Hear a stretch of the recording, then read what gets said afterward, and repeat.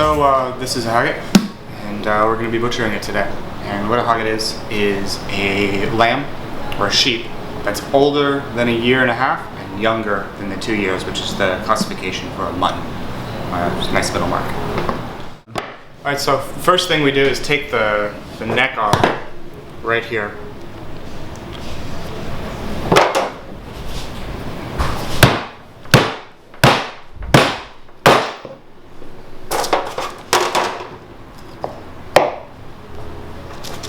Next we take the shoulders apart.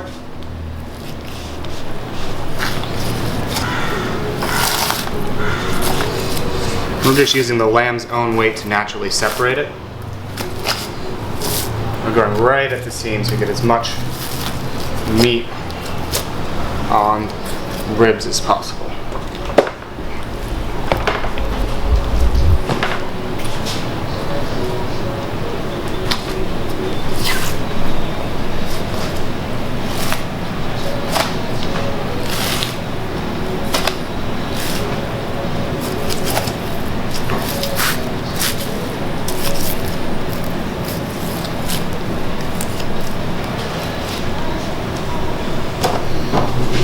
How much does this one weigh, Jesse? This is a 58-pound lamb here. Cool.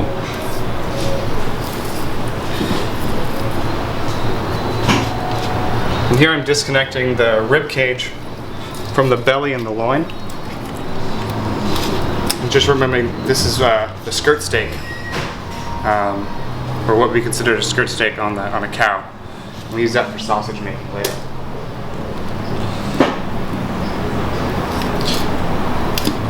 And how many cuts do you get? Per lamb? It really depends on the lamb. We'll probably get somewhere around 25 or 30 portions out of this guy, which will last us 4 or 5 days. Hopefully 5. But you know, if we're real busy, I guess it'll be a little less.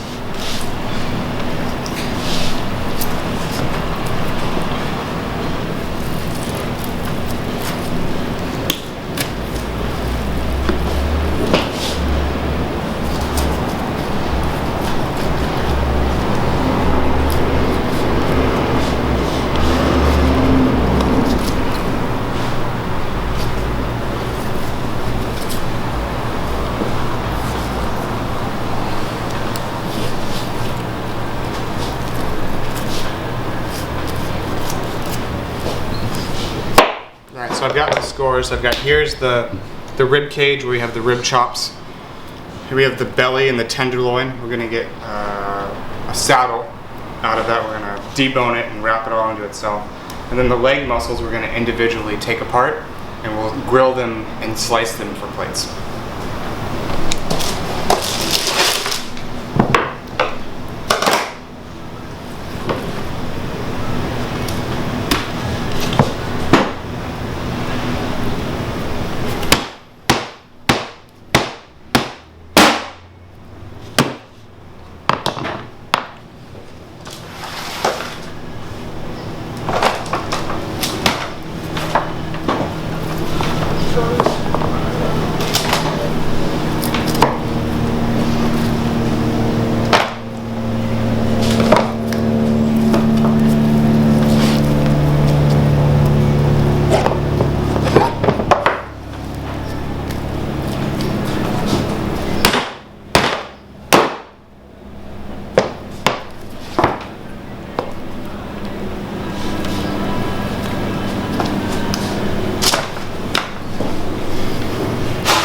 From here we're just going to separate the legs, and we're just going to go right down the spinal cord.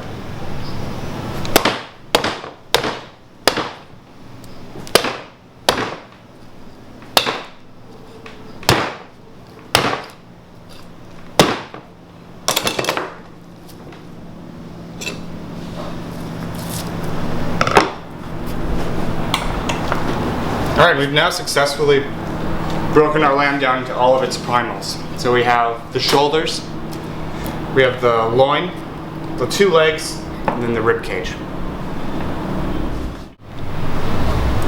Alright, so there are just a couple pieces on this lamb that we're not going to use. Anything that's attached to the spinal cord is really rubbery and thick, and it's impossible to cook. And then anything really drags on the floor or on the ground, like the sternum. And we'll get to that right now. So here is the chops. And what I'm going to do is just remove the sternum, which is just the breastplate right here. It's already been split in half and the innards removed for me. And it's a pretty simple process of just literally hacking it through. And again, it's just real bloody, and I'm just not a fan of the flavor that it has. Same thing to the other side.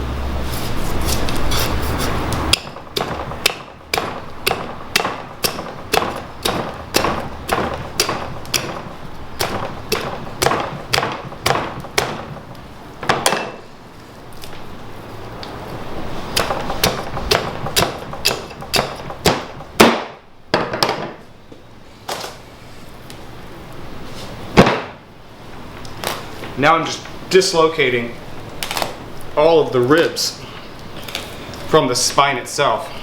Does a couple things for me. It makes it easier for me to see as I'm removing the ribs from the spine, but it also gives me a natural line to break the cleaver with.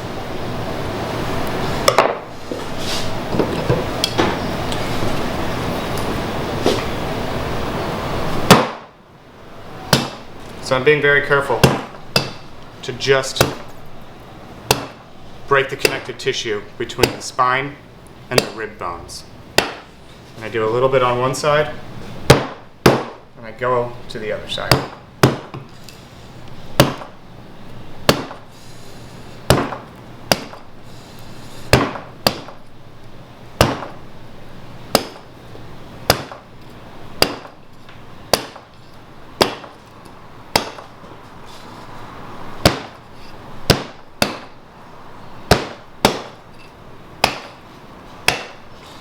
Alright, so now that I've broken a lot of these bones out, you can kind of open it up and you can see how the spine actually looks. And just very carefully just dissecting it away, getting as much meat as possible away from that spinal column. And it's going to really do a lot for me in terms of how many servings I can get out of it. The more proficient I am with butchery, the more likely I am to make my money back on this lamb, which at a restaurant is always really important.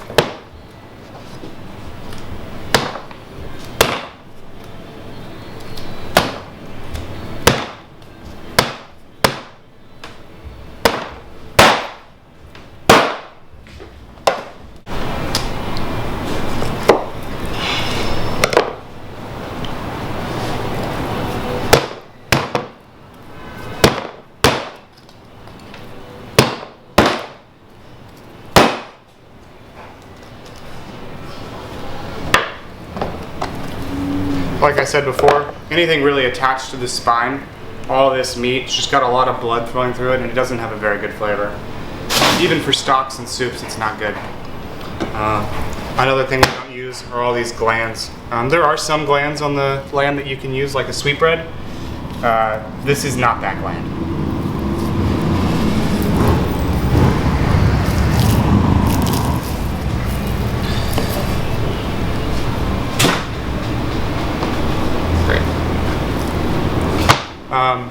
There's one more piece here.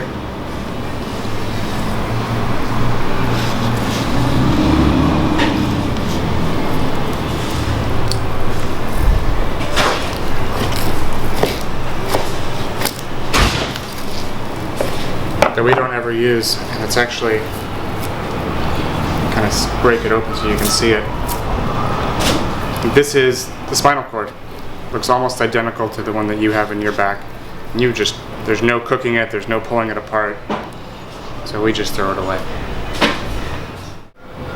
Alright, so now we're going to take this hab rib, or the rib cage, and we're going to make little riblets out of it, and then we're also going to break it down into servable portions of rib chops. First thing I do is draw a line here, just to decide how long I want my ribs to be, and I like them pretty long. In Italian, this extra long length on the rib chops is called scotadito, and that means burnt fingers. When you cook them on a grill, they literally look like little burnt fingers, or giant burnt fingers actually.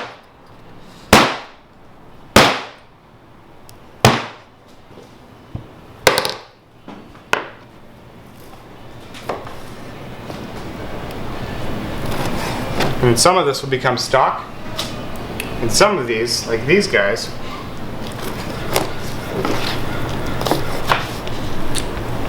are really good when you cook them. We braise them and then we fry them in a little bit of butter, and they're awesome. We leave the skin on, it gets a little crackly and crispy. It's a beautiful thing. If you would like, you can leave the skin on these ribs, and it really fries up really nicely, or you can take it off. I prefer the flavor, and I like that it adds another level of protection for the really delicate loin that's attached to it, so I leave it on. And we do small incisions every 2 ribs, right between the ribs. So 1, 2, 2, 1, 2, 2. And then this last piece, it's a really great meat, but it's kind of hard to get at, so I turn that into sausage. Just go and make nice slices. It's a beautiful little lamb chop.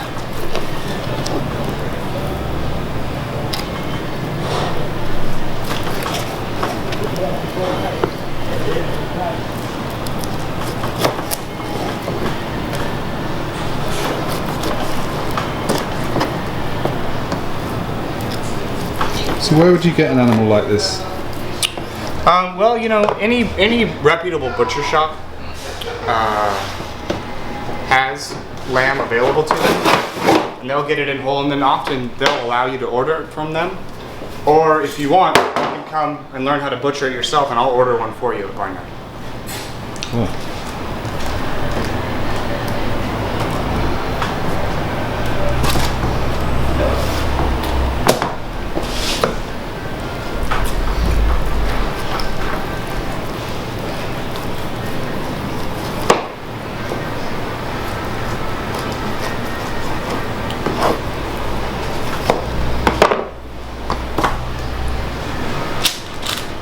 So we finished butchering our lamb leg and our lamb ribs.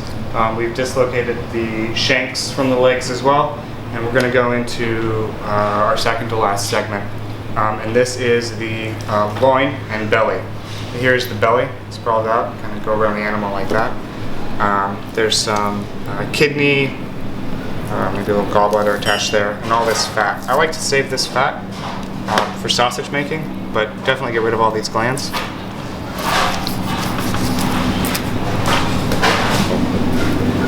And what I'm going to do is actually dislocate the tenderloins right here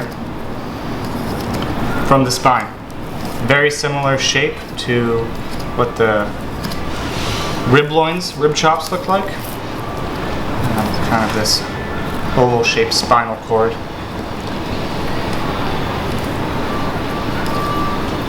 Just making sure to get as much meat as we can off. And as soon as we clear the bone, which is about right there, go underneath. I'm going to do the same thing on the other side.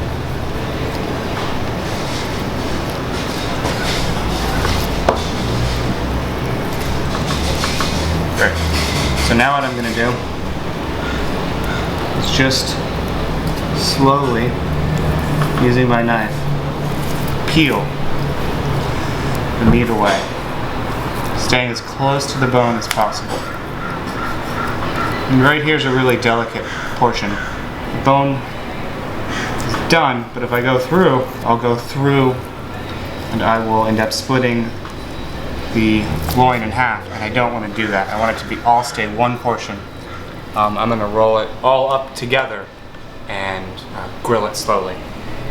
It's a really nice dish. This comes off kind of like a little cross shape around here. This meat is not a bad job. And we don't use that as it's a spinal cord, and I don't prefer that flavor. So what's going to happen from here is I'll season it, stuff it, chanterelle mushrooms or olives or pecorino cheese, pull all this fat off, and then take it and roll it into itself like here. We'll grill it and then slice it. It's a very, very pretty piece. Alright, here's our final butchery piece for the day, the shoulder, which is the second thing that we took off the lamb. And I just use it primarily for sausages. So I'm just going to take it away from the bone, reserve the bone, make some stock, and separate it out.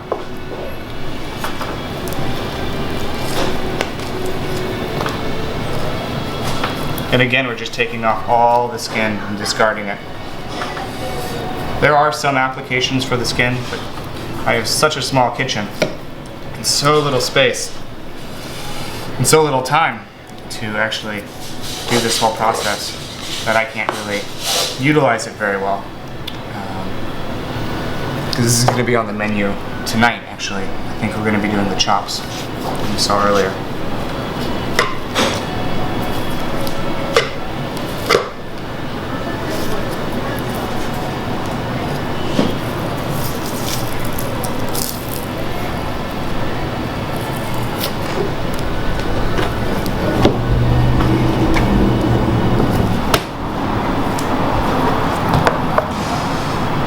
There's a bone right here. You go straight, just like that, and down. It's kind of got a weird curve to it. Go around it. Always remembering that as much meat as I can get off here as possible makes me the most amount of money, which is always important when running a restaurant.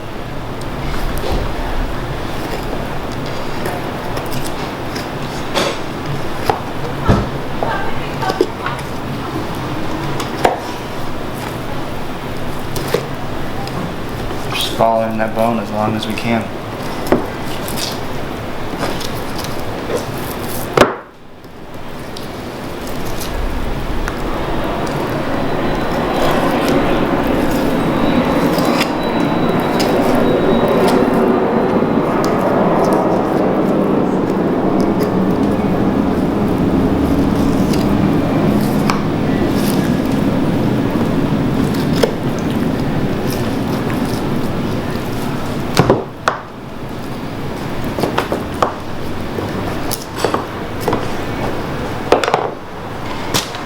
And there we are, that's it. And from here, all I'm going to do is just remove the final bits of silver skin, remove the fat and weigh it out and make it into sausages.